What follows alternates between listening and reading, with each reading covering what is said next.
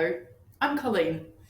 I realised that I haven't actually told you much about myself. I just keep appearing on these videos, giving my opinions about writing and how it should be done, without necessarily explaining who I am. So, this video is me introducing myself to you. Well, I'm 43 years old. I'm a mother of two. I am lucky enough to have two wonderful girls. We live in Wellington, New Zealand, which is in the North Island of New Zealand.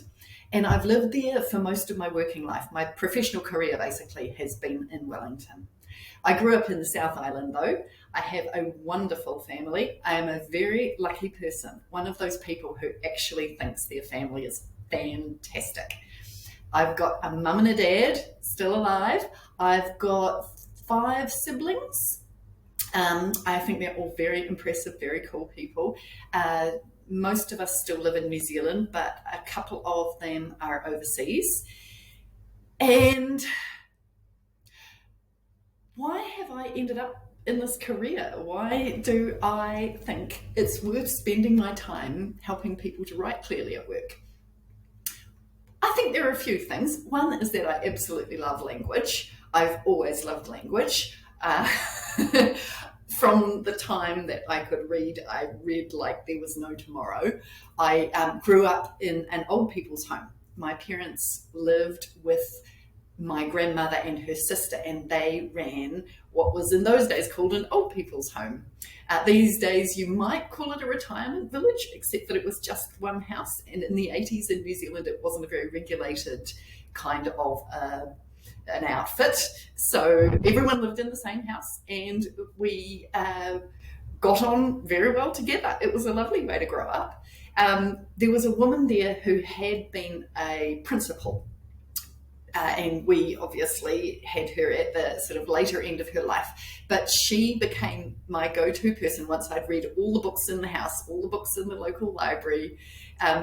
It was her job to give my mum a list of all the books that she recommended that I should read, and mum would go into the city library to get me those books. Basically, I was just one of those kids who read and read and read and read, and I constructed these incredible fantasy worlds in my head, and I wanted to be a pioneer when I was 12. My biggest fantasy was to be a farmer and a pioneer and live off the land, and I thought it was so cool, and Laura Ingalls Wilder was like my hero. And then I ended up actually having my own cow to milk, and in one season I realized that milking was not for me. It involved getting up in the dark. It was horrible, didn't like it. So yes, we moved on from the idea of becoming a farmer, and growing up in rural Canterbury, if you're not going to be a farmer and you're not going to work at the local gas station or dairy, you basically have to move into the city. So when I left school, I moved into Christchurch and I did a degree in English, though that wasn't my plan. I didn't want to go to university, but my clever mum twisted me. She cleverly said, just enroll in one semester, Colleen. And from my first lecture, I was absolutely hooked. I thought English was where it was at, and I studied English and history.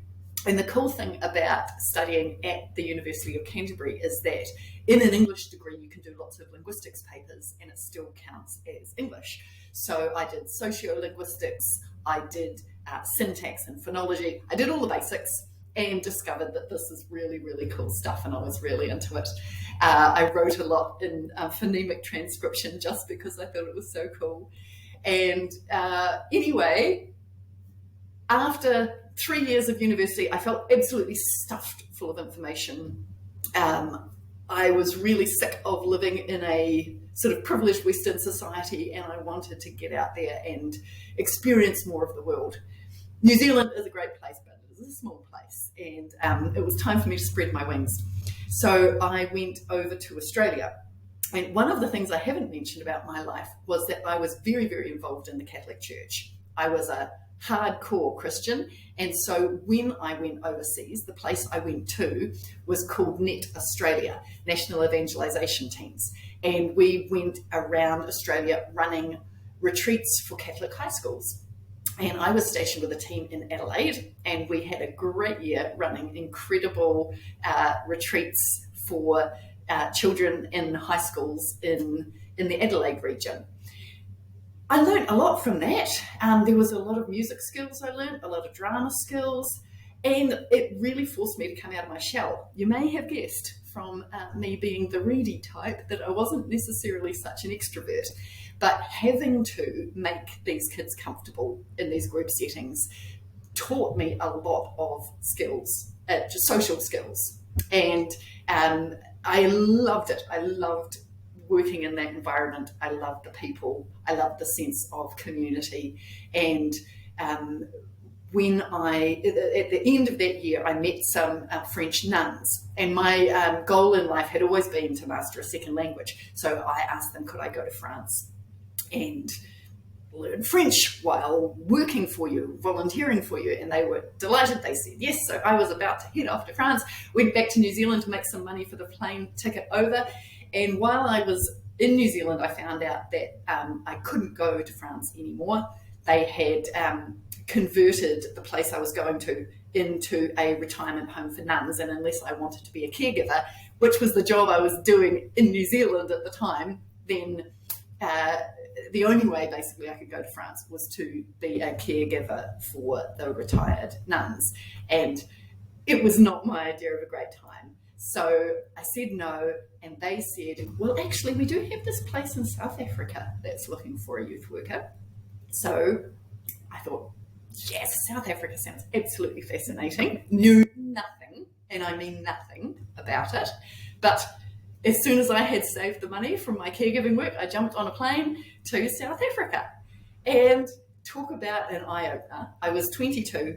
I was this privileged Western young woman, and here I was in South Africa. In the first day, they took me to an AIDS orphanage where the nuns were looking after mothers with AIDS and babies that were either going to become orphans soon or were already orphans.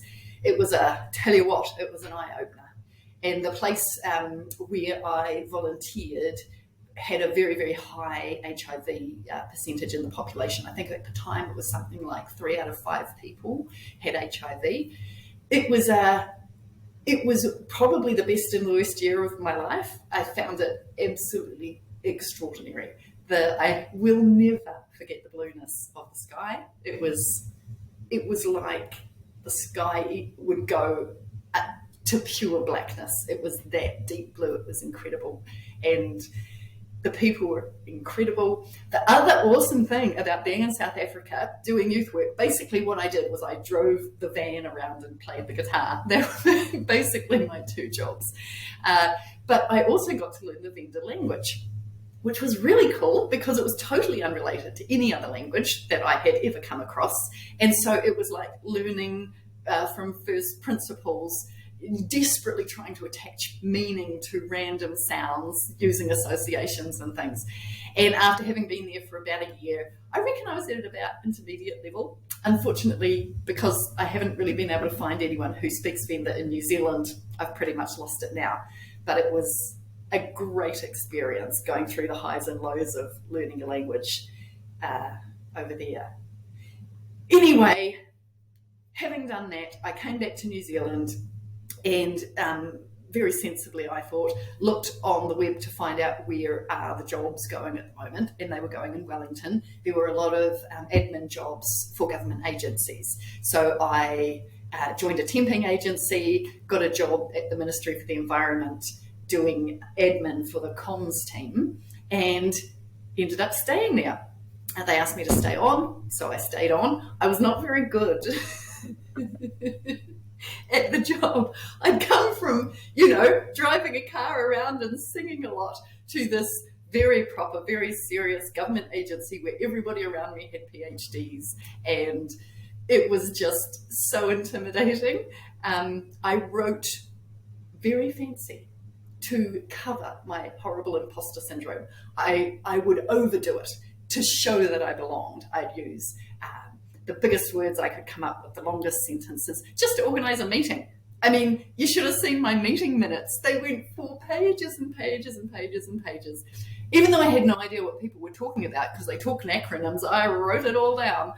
And yeah, I didn't get the highest marks in like the satisfaction surveys of the people in my team, but you know, I was there. This was my job. I was going to keep doing it.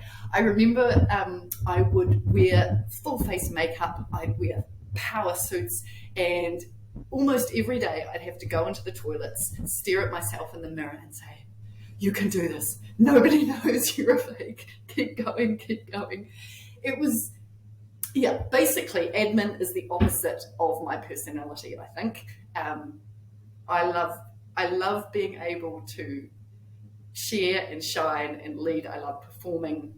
The cool thing about that job was that there was a Waiata group, and Waiata means singing in the Māori language. We would learn Māori songs and sing them every week at the staff meeting, and the purpose of it was whenever there was a pōwhiri or any kind of occasion involving Māori people, we would be able to sing appropriate songs, appropriate Waiata.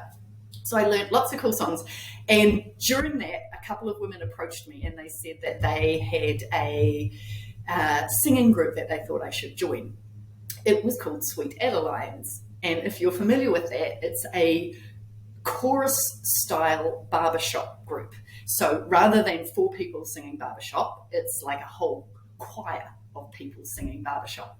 And it turned out that this group was really, really good. They were one of the best groups in New Zealand.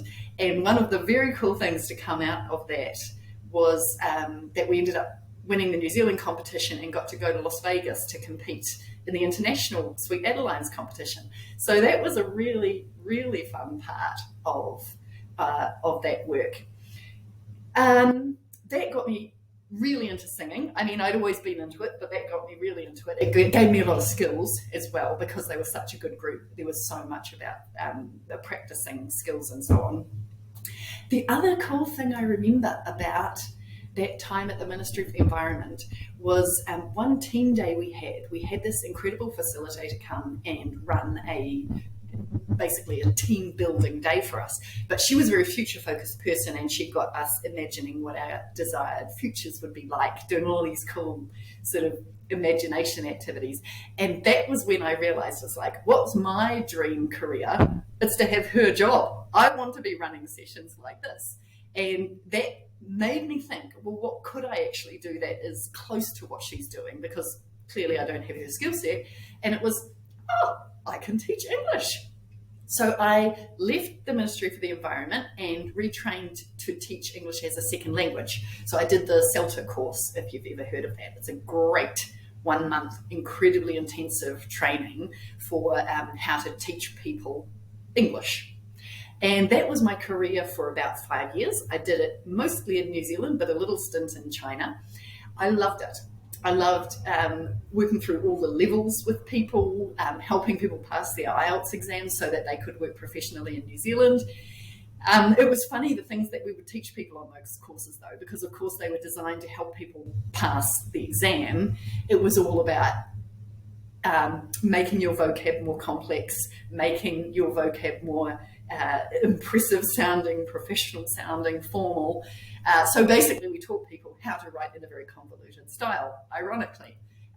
Anyway, after 5 years of doing that, I had felt like I'd gone as far as I wanted to go.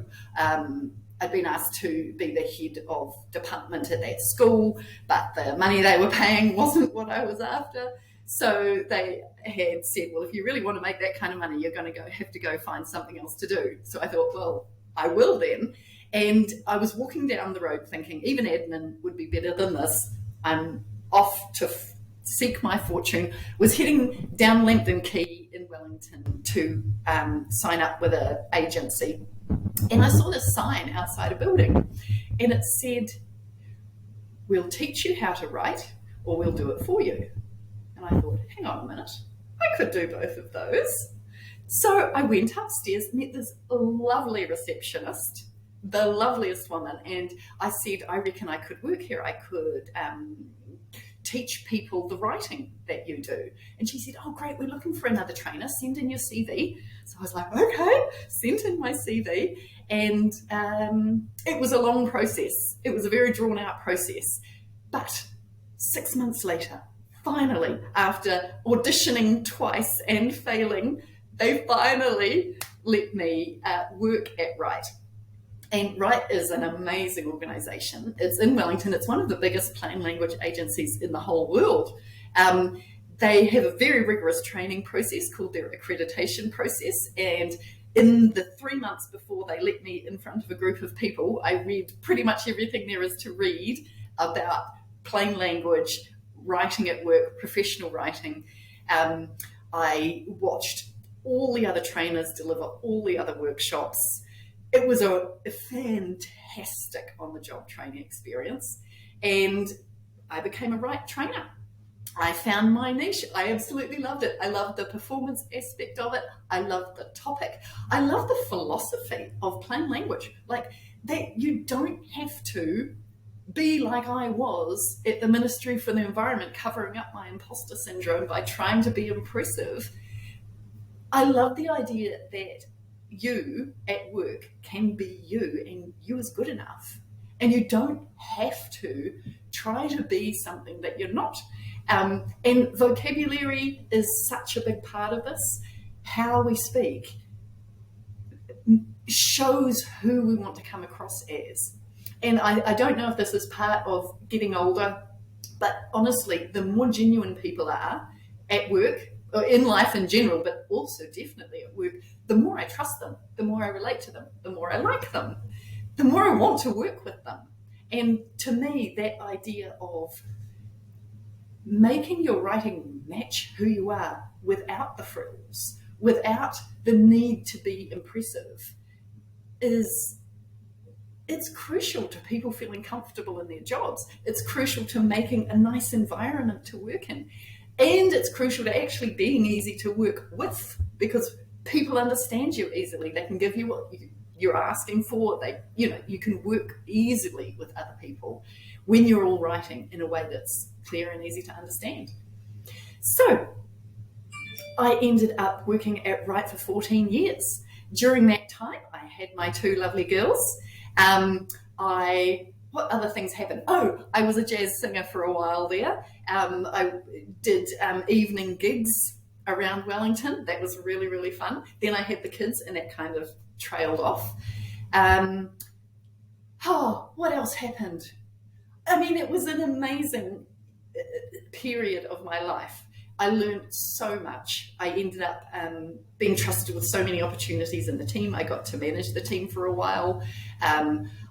I got to recreate the accreditation process and make it very rigorous. I'm not sure if everyone loves me for that, but it's a really good accreditation process, and it was so much fun mentoring the others through it. And anyway, ...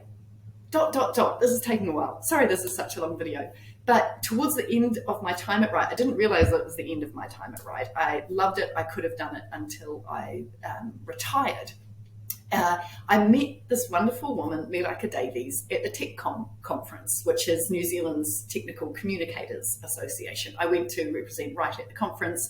I gave a talk on training people in how to write clearly. Surprise, surprise. And anyway, Miraka and I got on really, really well. And when she came to Wellington, she'd catch up with me sometimes. We'd have dinner together through a mutual friend.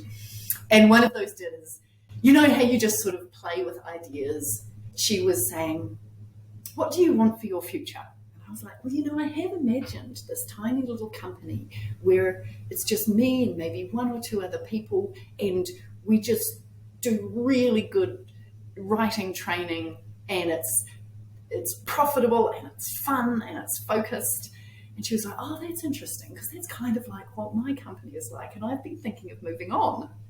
The seed was sown, let's say. I waited for 2 weeks thinking, oh, did she really mean it? Did she really mean it? And finally I thought, right, I'm just going to email her. So we started the discussion, and it turned out that it was just like the perfect time in both of our lives. So Miraka offered me a job, and I spent 6 months working for her, and I learned her material. I updated her material. She taught me the business side of things. She taught me her teaching philosophy. She has an amazing teaching philosophy based on fun and connection, and it really resonates with what I value as well in training. And now I'm running the training, and we're still working together on the online school that we run together called the School of Unprofessional Writing. But basically, now here I am with my own little business. I call it little because there's really one of me, plus Miraka, plus the people who she employs to help do the back end stuff. But it's really cool. I'm loving being able to identify what it is that I really think is important when it comes to writing. I love that I'm at this time in the history of the plain language movement where we now have a standard, an international standard through the ISO standard of what plain language is. It's taking on a life of its own now. The concept of plain language is becoming more trusted, more realized. It's not considered some silly little idea that applies sometimes in a few situations. People are seeing it now for what it is, a sensible way to communicate in almost every situation, a versatile way to communicate, and a reader-focused way to communicate. And it's a very exciting time. New Zealand's in a recession at the moment, so I'm not as busy as I would like to be. But the upside of that has been that I've been able to make a lot of online content. And that's been cool too. It's been a really cool learning curve. It's been fun getting comfortable with a camera, with the kinds of posts that people find useful that I want to put out there, learning more about the whole strategic side of social media as an outlet for creativity and as an outlet for being useful to people, and also as an outlet for getting people to know what you're like and what you do so that they actually want to work with you. So I am talking to you from my office in Lyle Bay. It's a seaside part of Wellington. I live about 10 minutes up the coast that way. I wanted to have my own office so that work and home would feel a bit separate. It's been a good idea. I think it's kept me sane. And the other really cool thing about it is that there's a CrossFit gym just across the way where I can go every lunchtime that I'm available and get fit, get healthy, meet some actual really nice people over there, and feel like I still have a lovely community that I work among. And so it being that time of day, I have to go there now. Talk soon.